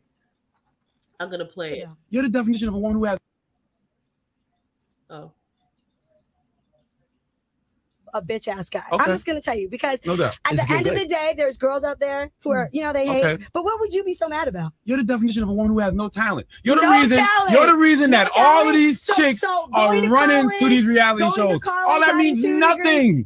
Because you did Bad Girls Club. It doesn't matter. You're known as the loudmouth, big chin chick from the Bad Girls Club. Nobody cares about your USC and I love it. But you are the definition of a bitch ass guy. I'm just gonna tell you because no doubt.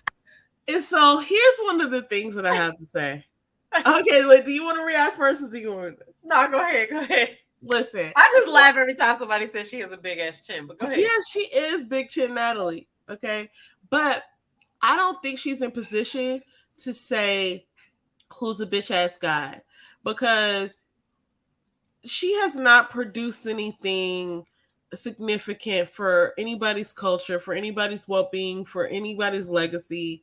Like, I don't know what she's done that's so great. Like, the best thing that I can think of that she's done is when they did that fight with her and Tommy and they actually made money and then they hugged after, and I was like, oh, that's cool. There are jokes on everybody who thought they were really beefing, right? But like, she isn't produce anything amazing, so it's interesting to me that she would call Charlemagne a bitch ass guy. Like, everybody's entitled to their opinion. He is a bitch ass nigga, but she does have that show on Zeus. But I thought it was funny when she called him a bitch ass nigga because everybody thinks Charlemagne's a bitch ass nigga, but he did have a point. I had a picture of her from the last show that they did. I guess it's called The Baddies now. And I mean, she's the whole producer of all that. That's nothing for the culture. It's not positive, obviously, but I guess she's giving other people jobs. But she had this picture where she was smoking a cigarette or she was vaping or something, and she turned to the side and did like to blow the smoke out. But and her chin was probably like, you're far. Natalie, I need you to be cognizant of the fact from the big chin crew, because my chin ain't as big as hers, but I do got a long face. And I'm not trying to be caught out there like that. I was like, man, this is just a bad look or whatever. But I don't know. I guess, these two people to me are, I mean, Charlemagne is a bitch ass nigga. Do you think so? I guess. You don't? I guess it could be argued. I'm not saying that he won't never have points, but he just seems like I mean, sure. Like I don't know him to say that, but he wouldn't be the first on my list to like speak at my event type of thing. But I feel like he's provided more for his legacy or for like Black culture than she has. Like more tangible, like actively progressive and like I guess that's ideas. What we're ranking. I was just looking at the conversation and I thought it was funny. Even a person who hasn't done something for the culture can have a point from time to time. Sure, absolutely. But I never compared the two. The sun shines on the dog's ass. He does do some things or say some things that are not for the Black culture. Like he does. Sure, absolutely. You know what I'm saying? Because I mean, I don't know. I do think that he's a BAN though, but I'm gonna stop saying that because I'm not trying to offend anybody, but I just he's not my go-to for advice or anything like that. I think that it was funny that both of them were arguing back and forth like that. That both of them said the same thing to each other, but they both had points. You know what I'm saying? I can agree with that. I can agree with that, but it brought me to a bigger thought of. Really kind of got me onto the BET Awards, honestly. But at the same time, it made me think of like all of the people who I follow who create content and like art, or like, and it made me ask myself like, what kind of value am I providing? Like, what am I contributing? What am I creating? Is it something that's advancing? Is it something that's worthy of someone's like time or thoughts or interests, right? And it made me think of it honestly first thing made me think was the BET Awards, because there were some things that happened there that I was like, I wanted to talk to you about, because I know you did a post about a couple of posts about the BET Awards. You watched it, right? I did. Now I didn't get through the whole thing, gonna be honest. I heard it was long as hell because I didn't watch the whole thing either. I couldn't watch the whole thing, everybody. Like, everybody there is not talented. It's not like it used to be. Did you know who everybody was? No, not everybody. Like, when they introduced them, sure. But, like, I didn't know who everybody was. And actually, I got a few surprises. I got a few surprises and a few disappointments. Now, we're talking about the BET Awards overall. There were a couple of things that stood out to me. I appreciated, like, certain people that I didn't think I was going to appreciate. Some things were surprising, like, okay, Redman's performance was clutch. I completely appreciated Redman. I completely appreciated Keith Murray. I completely appreciated what's his name, Busta Rhymes, but he was way too long-winded. Like, this is not Busta Rhymes Day. He won the Lifetime Achievement Award. Okay, he gets. I get it, but I get it, and he deserves that time. He deserves that time, but I just was not, like, he lost me. Like, in this day and age when we're looking at 30-second videos and reels and stuff, like, I just can't. You know what I'm saying? I was disappointed in a couple of people, not because they're not good artists, but because I just expected more. And overall, I felt like today, this is what makes me feel a little old. I felt like today's music is not living up to what was set out before them to live up to. Now, it's not too late, you know what I'm saying? But like, if you think about like even just like, if I just took it for what it's worth, like there were no memorable performances. I'll say no. There were some memorable performances. Actually, one person who surprised me was Ice Spice, because she seems a little boring to me. I didn't even know who the fuck she was. She seems a little boring to me, but she caught my attention, and she kept my attention throughout her performance. You didn't like Coco Jones' performance? I did, but it was, I guess I expected her to do that because she's a great performer. Like, she's a great singer. Like, I enjoyed her performance. I didn't, write home about it, but I enjoyed her performance. I expected Lotto to do more. Like, she danced well, but I expected her to be live singing. She like just had her tongue out the whole time, and I was just like, okay, well, what is this doing? And it made me think of like, and I know this is a stretch, but I gotta go back. It made me think of like people before us, before our. They thought the same thing about our music. I'm sure they did, but there were people who were actually performing though. Right? Like, there were people in our era who were actually performing, and now it just doesn't seem like that. It's just like everybody's just twerking and like not really singing live. I mean, because the one thing that's gonna happen is things are gonna change, right? Yeah. When music was out back in the day, we didn't listen to mommy and daddy stuff or whatever. We did sometimes, and probably more so now because we have a better appreciation. Yeah. But they thought some of our music was noise. You know what I mean? So like for the life of me, I cannot get with the bounce beat go-go. I need some old school go-go. I'm like, what the fuck are y'all doing with this? Dun, dun, dun? What are y'all doing? But I feel old because I'm like, okay, shit has to change. They're enjoying it. It's their thing, their vibe or whatever.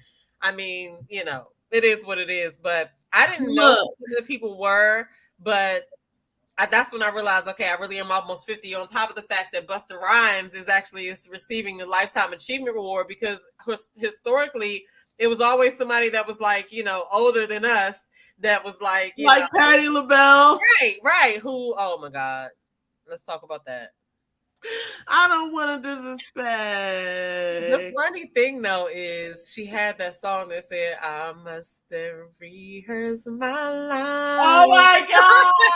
You're so wrong with that. Clearly she did that night. But I was just like, you know, they could have helped Patty out. No. By making the words bigger on the teleprompter. I don't know. I don't think the teleprompter was working, but I also feel like she's old school. She should have known the words. But she didn't really fuck with Tina though. Tina Turner probably knew her songs. So I'm sure she right. did. But her ass should have known better to try to sing it, because she knew that we were gonna say something. She didn't really like Tina Turner, honestly. I look back and somebody had put something up about her and Tina Turner had like a little you know, situation where she went to go hug her one time and Tina was like, oh, you're moist, because she had just been offended. I was like, I guess I would be a little bit offended. Would you do a tribute to somebody that you didn't really fuck with? I would, but I would do a great job. Like them? Why would you do that? Patty is of a certain age. She looked really good. I gotta give her respect for that. But like, just speaking of Tina Turner, I'm laughing in my mind because when she passed away a month or so ago, I went back and looked up some of my favorite performances that I used to look at, and they used to perform, and it's like so funny because they didn't have all of the technology that we had. She would sit up there, sing and dance live, and then jump off a whole 4-foot stage to go do an interview, and then get back up there and perform. And it's like, they didn't have all of the stuff that we had. They didn't have like, oh, play my music so that I don't have to sing. They had to perform. They had to really perform, and they had to really sound good every time. And even when she sang that one song, I can't remember the name of it right now, but it was Over a Symphony. And I have to imagine that, like, you didn't have I know they didn't have auto-tune. And she had to sing that thing. She had to be there live. She had to. So did Patty. Patty came from that era as well. So she is, you know, like I said, I would not accept the offer to sing a tribute to anybody that I didn't fuck with, just because of the fact that I didn't fuck with them and people could figure out that I didn't fuck with them. Did she do it on purpose? Like, I don't know. But we are here to hear the performance, and you didn't know the words and all of that. She couldn't hear the band. Oh, that was also Aunt Patty. They, you know, whatever, you know, it is what it is. But I mean, I don't know. People were giving a lot of like commentary around like the fact that those was the 50 year hip hop anniversary, and this didn't bring it. And I feel like this is not the hip hop awards. Let's see what happens in October. I think that's when the hip hop awards are, because this isn't necessarily like the full representation of hip hop. It's the BET Awards. But it's the BET Awards, and it's so many, just like you were saying about Ryan Seacrest, there's so many other people they could have picked that would have killed it. You know what I'm saying? Absolutely. But at the same time, you know, it's Patty. Respect. No shade, but y'all could have helped Auntie out. You know what I'm saying? But what do you think about them not having a host? How do you think that was whack? I didn't like that. I didn't like that at all. I feel like you need a host, because a host is there for a purpose. They're going to read the audience. They're going to bridge the gaps. They're going to make commentary, and they're going to engage the audience. And I feel like it was a reason for a lot of the debauchery that was happening in the audience. I was not cool with some of the stuff that I saw that was happening in the audience. What did you see in the audience? Okay, so first off, even before I was on social media, I noticed that like whenever they would come back from commercial, it would just be a conglomerate of people like by the stage, and I was like, what are they doing really? Like, what would make you get up out of your seat and go to the stage? Like, what are you doing? It just reminds me of the annoying ass group of people in the club that, like, you know what I'm saying? It's like always a group of people who are just doing the wrong thing. Right, sit down. And I sat down. I was really, I feel like John Witherspoon right there. But like, I just felt like, what are you doing, right? Like, I was not entertained by that. And then the other thing that I saw was like these women twerking in the aisles. And it's like, everybody's seen a twerk. Okay. We're not impressed. Like, do something else. And this is one of the problems that I have with people who only have that one talent, right? Mm-hmm. It's just like, sure, you can twerk. We can all twerk.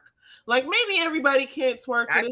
But if you don't have something else going for you, then you're not talented, right? Like, it's like, if that's the only thing that you have to offer, then like it's not valuable anymore, because we don't care. Like, it doesn't really do anything for humanity. That's really kind of what I was thinking about when I talked about when I was thinking about like my take on the BET Awards and my take on like providing value and like, what are you contributing? Like, what's your legacy? Because it's like, if you're creating something, and this is kind of like what I was thinking about in the whole award show, and why I was so taken aback and just excited when I saw Redman come up there. Redman came down the aisle on a bike with his crazy ass, and he got up on stage and he killed it. And I just felt the energy. And then Keith Murray got up on stage and he killed it. And I just felt the energy. And even Ja Rule got up there, and I wouldn't say he killed it. He dropped the mic. It's just like, listen, man, you're not really all that. But do you remember, were you at my college when you were yes there? Redman, you put me a blunt. You remember when y'all, I went to Morgan State. Morgan, and they had Redman, Method Man, Keith Murray, Frederick Starr. Oh, and I did not know who the fuck Keith Murray was. We were in the crowd and we were waiting for the next people to come out, but we were booing other people before that. So once Keith Murray came out, I'm like, boo, get him off the stage. Everybody was like, bitch, that's Keith Murray. I was like, who is that? And then I got all the way together. But they from the old school, you know what I'm saying? So what do you think about Tyler Perry possibly purchasing? Did he actually purchase BET? And yes. Oh, so they what do you think changes he's gonna make? I mean, all right. Well, historically, you know, Tyler Perry is coming. He's shaking things up. I would hope that he, you know, if I'm thinking about what he has done in the past, I think the changes that he would make is he would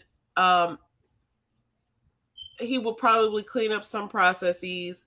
Like, you know, historically, BET has been known for being semi-ghetto, like, oh, something always doesn't work. The sound isn't right, or the video isn't right, or we cut too soon, or right, like something isn't right. The pan is to the left and it should have been over here. Like, I think that he's going to come and clean up some things like that, and they might not be very visible at first. Mm-hmm. But I also think from a commercial standpoint, he's going to, like, here's the thing, and let me just make this sort of like a tier thing, like from a top-down perspective. I think Tyler Perry is a visionary. Yeah. I think Tyler Perry is a visionary, and I think he observes, and then he masters, and then he implements. Mm-hmm. And this is what I've observed from him, right? It's just like he watches and he figures out, how does this thing work? And then he masters it, and he's like, oh, if it works this way, then I'm going to do it this way until I find a better way. Then he finds a better way, and then he implements, and then he makes it a better way. And so I think if he follows that same thing that I've seen him do over the past 20 years, then in 5 years or so, BET is going to be more reputable, more watchable. People are going to know it. And one of the things that happens in our culture is like, we just want to make it good enough to be like all the black people watching. But I don't think Tyler Perry thinks like that. I think he's thinking on a larger scale of like, okay, well, here's a platform, but everybody will be watching, right? It's like there's more out there than that. It's not just one group of people. It's like we're gonna make this so good that everybody can't help but watch. And so I hope as long as he don't bring those wigs and mics that he be using his. Oh my goodness. No Beijing. Like, no Beijing. Why? I wonder not why, but I was like, I was wondering what point did he think I'm about to buy BET? That's a move. Oh, I think he probably thought about that a long time ago. That might have been like a long-standing goal or whatever. But okay, so my last thought about the BET Awards is that, you know, I feel like the naked women was in abundance. I'm like, when did we start just going out in draws and like see-through nightgowns or whatever? Because everybody is not Sierra. So, I mean, yes. Just Hilarious had on a see-through Joan, and we probably could have done without that one. I don't know the names of the other people, but it was a lot of people in just like bikinis or bras and underwear and just see-through whatever. Like no mystery or nothing. Like everybody just look at every part of my body while I'm out here. I was just maybe that's the old person in me. No, I don't think it is. I think it brings value down because if that's what you're showcasing, then that's what people are going to pay attention to. And if you have other talents, it's going to be harder to see those other talents when you're just forecast, like you're just putting up front, you're, you know, like this is all I can focus on. If you don't have, especially if you don't have other talents and you're just showing your body, like it's going to get very stale. But then also it's going to put a mark on other people who look like you. So I don't like that. But, you know, everybody's entitled to their own way of being. I will say this. And this is one thing that perhaps I should say for another show, but fuck it, I'm going to preview it now. When I thought about like, what are you contributing? What are you creating? Legacy. I was looking at some stuff about Wild 'N Out earlier today. Oh, yeah. And we're going to have to remember this for July 28th. But Wild 'N Out debuted on July 28th, 2005, which is right. And I didn't know it went back that far. Now, they were, you know, they started on MTV. They kind of took some turns and they weren't on every year. But I just got to give a shout out to Nick Cannon for having that sort of insight. And like, if you remember, of course you do, remember In Living Color and other things like that, that probably inspired Nick Cannon to do something like a Wild 'N Out. But when we talk about what people are contributing with their content and their creativity and their legacy, I appreciate things like Wild 'N Out. I appreciate people like Nick Cannon who make lanes for other people to come up and make their own way. And I just want to shout out a few people here: B. Simone, Emmanuel Hudson, Affion Crockett, Mikey Day, a white person. So I'm not just pro-black all the time, every day, all day. This guy named Conceited, who I love. I think he's hilarious. Who's the De La Ghetto dude? De La Ghetto. First name was it Timothy De La Ghetto? I forget. He was the Asian guy that was on there. Oh, I know exactly. I forgot his first name. I forgot his first name. Okay, yeah. I'm about to find it right now. Dang, I know exactly who you're talking about. I don't have his name right now, but I can't remember his first name. I know it was something De La Ghetto. I want to say Timothy De La Ghetto. Yeah, I think you might be right. I just know that was people who came up off of that show, and I want to give a special shout out to the 85 South crew. A couple things I want to mention about them. I just appreciate the three of them. They're, you know, made up of Carlos. Oh man, what is his last name? Anyway. I can't remember, but I know you're talking about DC Young Fly and Chico Bean. Chico Bean is from DC. He was just on Everything Legendary's Instagram page trying their Everything Legendary burger with their special sauce or whatever, because they're having like celebrities try it or whatever. But yeah, shout out to them. I appreciate, so starting from Wildin' Out, I appreciate the opportunities that were afforded to people who were creating their, personas and having an opportunity to be creative and to showcase their talent. And out of that, we get these sort of spin-off, not even spin-off. I don't even want to minimize it to that. We get people who have had the opportunity to showcase and hone their talent to propel to other platforms, like Carlos and DC Young Fly and Chico Bean, who now are the 85 South crew. Couple things that I just want to say about them because they're pretty dope. Let me switch to this. Let me share this tab. They actually not only have a Netflix special, but they obviously have a podcast. One of the things that I was looking at a recent interview that I was looking at is that they have this platform called channel85.com. Now, they did this because they've been doing the 85 South show for years. And they got a Netflix special based off of they've been touring for years also. And this is they all started out, I think they met each other on Wildin' Out, which I think is dope. I just do. But I mean, a lot of people came through Wildin' Out. It was like the new 106 in Park. You know what I'm saying? And now they have had their own thing for several years. But what's interesting to me about them is that Carlos basically was saying that, we needed to have our own platform because we started to notice that on other platforms, we weren't people can decide whether they want to pay you or not. People can decide whether they want to censor you or not.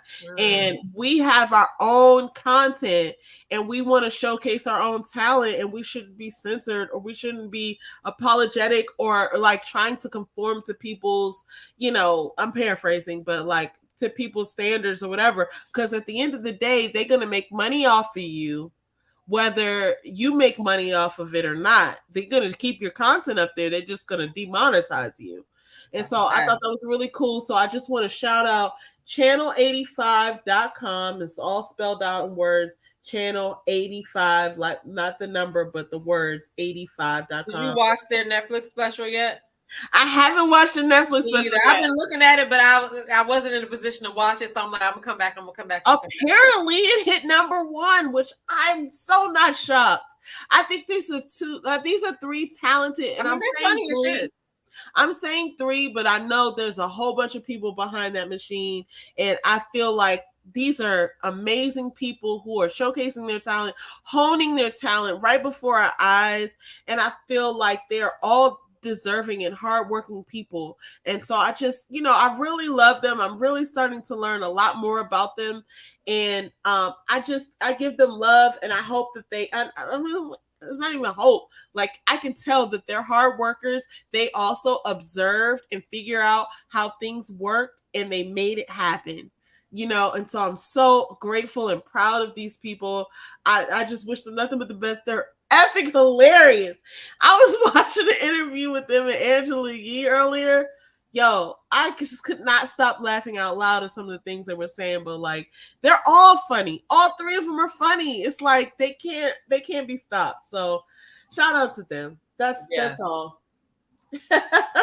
Yeah, I gotta watch it. I have it on my I gotta watch that, and I gotta watch The Perfect Fine because I keep seeing people post about that movie with Gabrielle Union on Netflix. So I gotta watch that too. Shout out to Coily Ray too, because I don't think I mentioned her, but I think I laughed at her before in my life because she said something a few years ago about her having the best freestyle or something, and I was like, huh? What? But I appreciate her energy and I appreciate what she's doing. I feel like she's much smarter than people think she is, and she's a great performer. I like Coily Ray. She actually had put out a tweet a little while ago saying that there hasn't been a #1 rap song in all this year, calling all the female rappers to the front, and she kind of put out a video of Missy Elliott and anyway, she's trying to call all the female rappers to make a unity record. Sorry. Yeah. That was on June 13th. I got you. When I get off here, you're gonna get a treat. Calm down. Anyway, those are my shout outs this week. Down. Lord have mercy, you hit your head. I'm sorry. Well, I got all Oh my gosh, she's being such a mom. He got a circadian rhythm that is like no other. Okay, he knows what time he's supposed to get a treat. He knows what time he's supposed to eat. Look, and now he like, look, bitch, it's time for my treat. That's like Buttercup.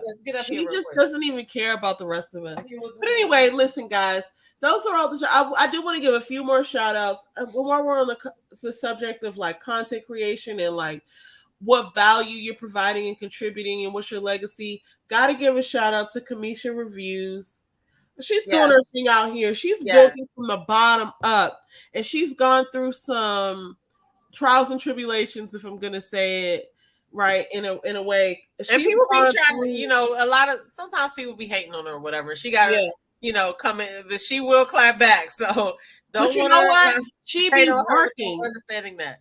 Whatever people have to say about her, she be putting in that work. She do, and she got a full-time damn job. So yeah, she be putting in that work. Look, she got in my ass a couple of months ago and was like, "Listen, well, not just mine, but she was just like, y'all want to be vloggers and y'all want to do this content. You need to fucking post some shit. Do a video in your car. Do this, do that." And I'm like, you know what? She right. She come home from work and she posted little videos and stuff like that. And so I've been trying to work on that. I think I posted something every day on TikTok at least, so far or whatever. But I've been beefing it up on YouTube too or whatever. So, and you still have to do your tea time with TT. I do. That's real. And I'll just say this, just about Kamisha. I think that we all have our journey and everything, but like she's so consistent and she's an inspiration. And I really appreciate just the work that she puts in, like regardless of whatever, like I just feel like she's I rock with her hard because she be working hard and I can tell. Yeah, she do. She be working hard. And I mean, shout out to other people. Shout out to Kamisha and the Kamisha Reviews crew. Anyway, sure. I just wanted to highlight her because when I was thinking about the topic of like, what are you contributing and what's your legacy and all of that, it's like you cannot deny someone's hard work. Like when somebody works hard, you can tell, you can see it. And I just completely appreciate that. And shout out to some of the other people who be in here too. Oh my gosh, why am I flaking right now? It'd be a lot of people who be working hard. But Kamisha's just top of mind. Yeah, and while you're on that road, yes, I want to piggyback on what you said. Shout out to Kamisha and the whole Kamisha Reviews crew, but shout out to On the Spot Live because she be she be working hard too. Sometimes I can't even comment in her videos, but I always watch. And then I Am the Single One is her other channel, which is, if y'all have not checked out I Am the Single One, y'all have to check it out because it's just an interesting conversation. You know what I mean? And shout out to Mocha Mima because Mocha Mima be on it with the Summer House and other things. Mocha, we've been watching the Summer House, and once we I haven't seen the reunion. Yeah, I haven't finished it yet. Both get caught up. Once we both get caught up, we're gonna talk about it because there's a lot of stuff. I think Mocha is a Muslim too. I saw her say something about I think the end of the Ramadan. But she don't know that we grew up Muslim. Assalamu alaikum. Assalamu alaikum. Anyway, also, who else was in here? Shout out to Fourth Quarters. Shout out to Ellen. I love Shout out to Ellen B. Ellen be having all the tea. Okay, if y'all ever see Ellen in the chat, ask her what's going on. Ellen be having all the tea. Shout out to April Gaines. I love her too. Gwendolyn Beatty is like a day one also. Who else was in here? Tyron was in here. Shout out to Tyron. Shout out to Tyron. Oh, shout out to the Plainest Jane. And shout out to the tonight, but she was here last week. And shout out to the Plainest Jane because she's another very hard person. She is hard worker. Oh, shout out to J Dub, hard worker as well, for sure. For sure. Yes, and he's been doing more lives now, which I like because he's letting his real it's a thing that people want to be perfect and stuff like that. But like the thing that really attracts people to your videos is when you be your authentic self. And you want to repel the people who don't like you because those aren't your people. You know what I'm saying? Right. The people that accept you for who you are and come and see you for your authenticity, mistakes and all, those are the people that you want to be, in your crowd or whatever. So we love y'all, and we are so glad that y'all are still rocking with us. We still, we still trying to work on I think we've been very consistent lately, but we're going to keep on being consistent. We're going to keep on, being our authentic selves. And I will say that if you like planners and you're into the planning community, and Andrins and lectern journals and Boujos, my sister is the girl for you to watch. Her channel is in the description below. And if you're a woman that needs motivation to move, create a healthy habit to work out, then I'm your girl, because I have another channel called By Demita Joe. It's only a few subscribers over there, but that doesn't mean I'm not still giving content. You feel me? Follow me on Instagram and follow me on that page as well. Because my sister's going to be my first client, and I'm going to help her start to get it together. And by next year, we're going to be, we're going to be looking good. Anyway, shout out to everybody. I love you guys. I don't know what to say. I'm just talking. I'm so grateful. I'm just so grateful for everybody chiming in, and shout out to people who don't comment in the chat. Sorry. Yeah, shout out to everybody who don't comment in the chat, but special shout out to Ellen, because that's my chick right there. I love me some Ellen. I love everybody. I love Gwendolyn. I love Mocha Mima. Like, everybody's, cool or whatever. I really appreciate y'all's support. And we'll be back next week. We got some stuff to watch, y'all. I've been watching a little bit of everything, but I need to get caught up on the Real Housewives. Me too. And I need to get caught up. And you told me about the Detroit. Love and Marriage Detroit started last Saturday. That comes on Saturdays. Also, there's a Black Bachelorette this season. And her name is Charity. I think she was on the season before. But that started on, I think, Friday or Saturday. But anyway, the first episode is out. I'm hoping she picks a brother. I don't know what's going to happen. But then also, what else? Ready to Love starts again on the 7th. So that's a Friday. Everybody get ready for that, because we will be talking. Whatever happened to the Love and Marriage reunion from DC? We got to talk about it. Never saw it. Did it post? Did they have it? But you know what? I saw a post from Ashley saying that she wanted to be in shape or something by the time the reunion happened. So I guess they're still planning it. I don't know. It's over at this point. They have a whole new season. Well, anyway. She posted something on Twitter. She said, I want to be something to the effect of, like, I want to be this size or whatever by the time the reunion comes. So I guess they're still planning it. I don't know. I thought I missed it. We'll see. Thank you. Yes, like I said, y'all need to go check her out. For if you're looking to buy a home, rent an apartment, whatever, she is your girl. And definitely check out I Am the Single One. It's just so interesting. But anyway, Love and Marriage DC went on a mid-season break. That's crazy, because weren't they at the end of the season?